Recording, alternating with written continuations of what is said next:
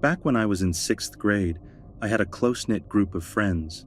There were 4 of us, all girls, and we hung out all the time.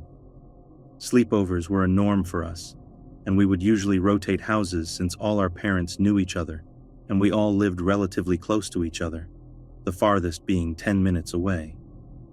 One particular sleepover, we were at my friend Caitlin's house, and 2 of her cousins just happened to also be sleeping over. Caitlin had 2 older sisters and an older brother, who were all really nice and friendly.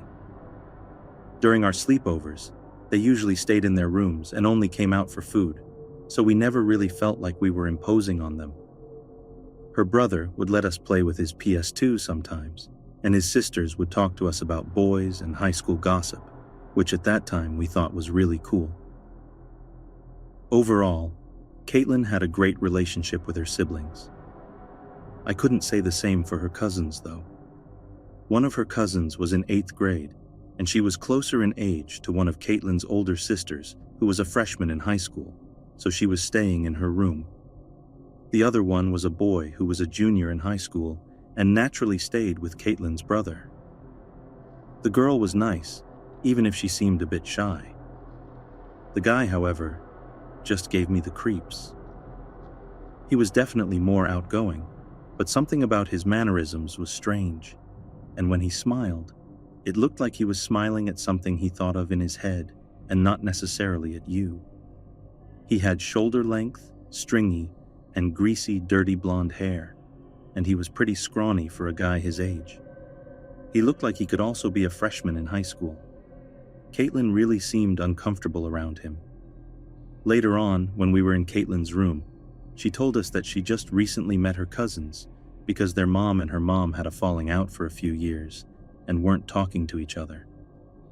They recently reconnected, so they thought it would be a good idea if Caitlin's aunt and her children came to visit for a weekend. Caitlin said that her female cousin was nice enough, but that she thought the guy was weird. Ever since he got to their house, he's been trying to hang out with her instead of her brother. He would go into her room and go through her toys and books to try to make conversation with her. He was also kind of touchy. He would pet her cheeks and her hair. When she would flinch or move away from him, he would get this really cold look in his eyes and would stare at her for a few seconds before smiling that creepy smile he does.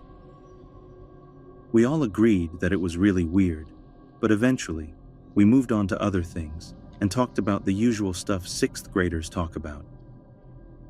We ended up watching a movie before bed and took our turns to go to the bathroom in the hallway that Caitlin shared with one of her sisters. The oldest had her own bathroom in her room to brush our teeth. Everyone called dibs on their turn, and since I didn't really care, I was the last one to go there. When my friend Lucia came back and told me she was done, I was relieved because I was getting antsy and tired and just wanted to brush my teeth, lay in bed, and gossip until we all fell asleep.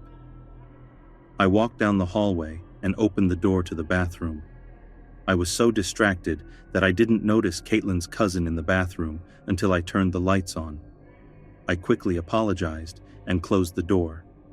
At that point, I wanted to just leave and run back to the room. He was in the freaking bathroom with the lights off. From what I could see before I shut the door, he was just sitting on top of the closed toilet. Before I could leave, he opened the door, smiled at me, and told me to go on ahead. I really didn't care about brushing my teeth at that point, but I didn't want to run away and provoke a reaction out of him. I entered the bathroom and immediately locked the door behind me. I quickly brushed my teeth and did my business. This is when things get really creepy for me. I opened the door and he was still there, waiting, with a smile on his face.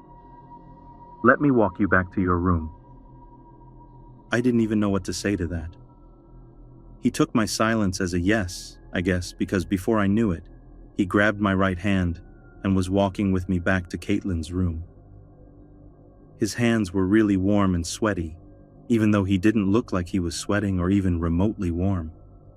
I felt so numb, and I could hear my own breathing.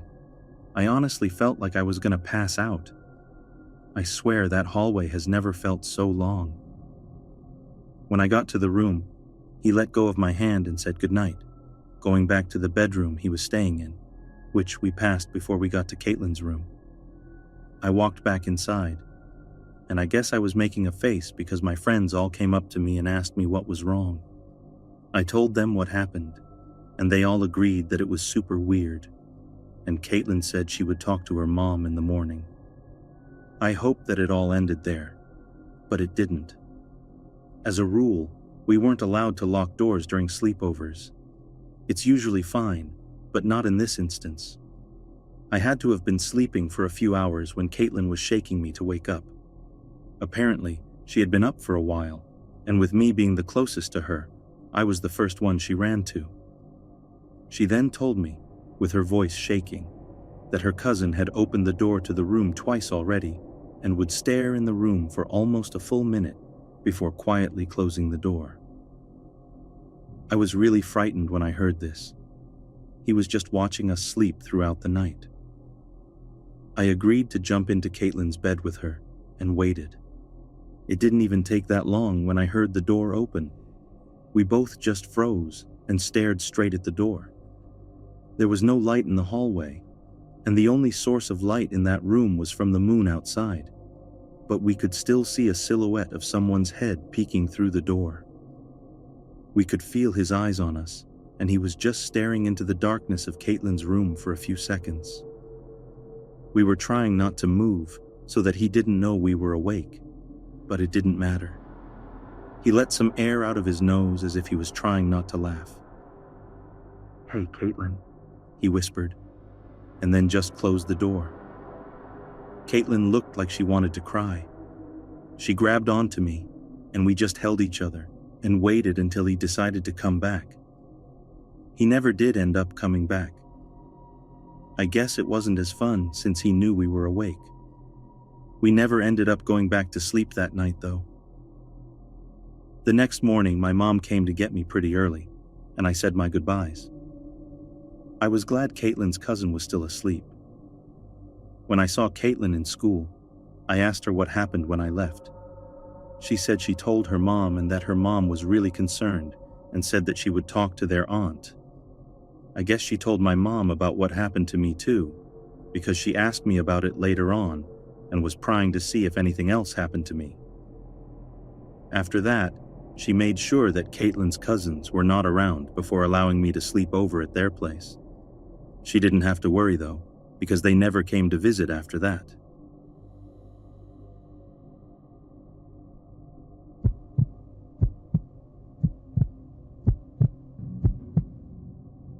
I was 14 at the time. I had a friend I'd known since I was around 11. She was 4 years older than me herself, so she would have been 18. Despite the age difference, we'd always been close, but she'd recently moved out of the city only to move back again and begin living with her aunt.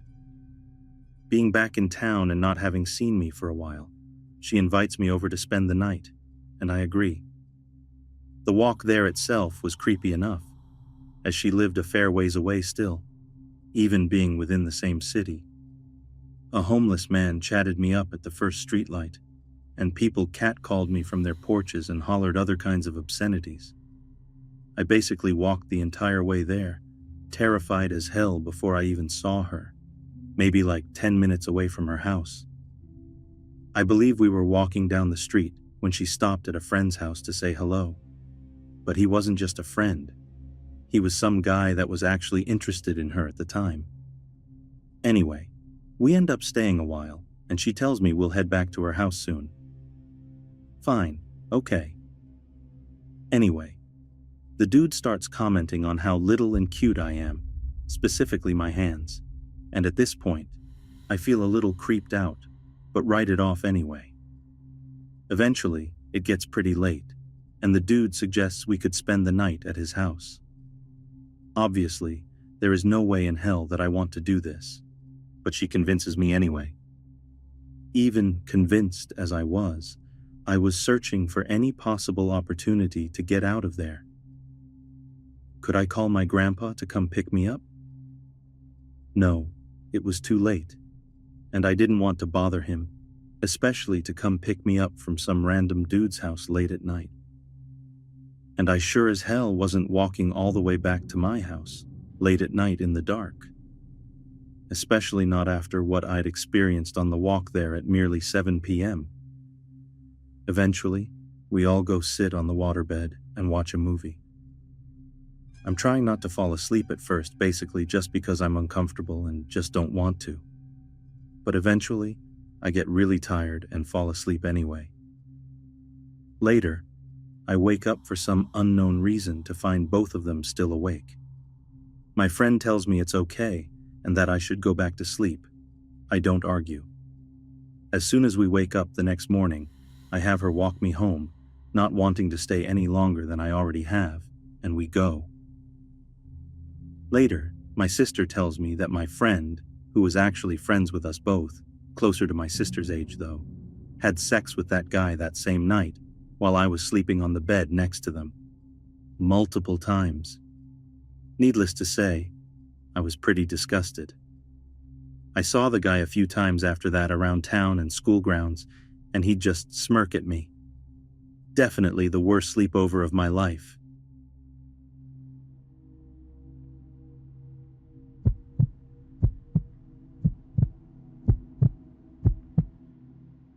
This story happened back when I was in 5th grade in 2005, when I lived in western Montana.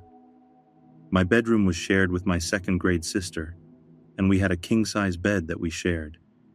To describe my house a little, our room was facing the backyard, but was a basement room. Basically, standing up looking out the window in my room, I was eye level with the ground outside. Up and to the left above my window, I could see onto our deck, which looked into our upstairs kitchen. Kind of confusing, but bear with me. Anyways, this particular night my sister and I were having a sleepover, and our friend was in the bed with us. When we were falling asleep around 1 a.m., our friend woke us up to show us that a deer was on our deck. We looked out, and we all saw a deer on the deck. This was normal in Montana, so we laid back down. I guess my friend stayed up staring at it, and she woke us up about 5 minutes later saying she thought it was actually a person.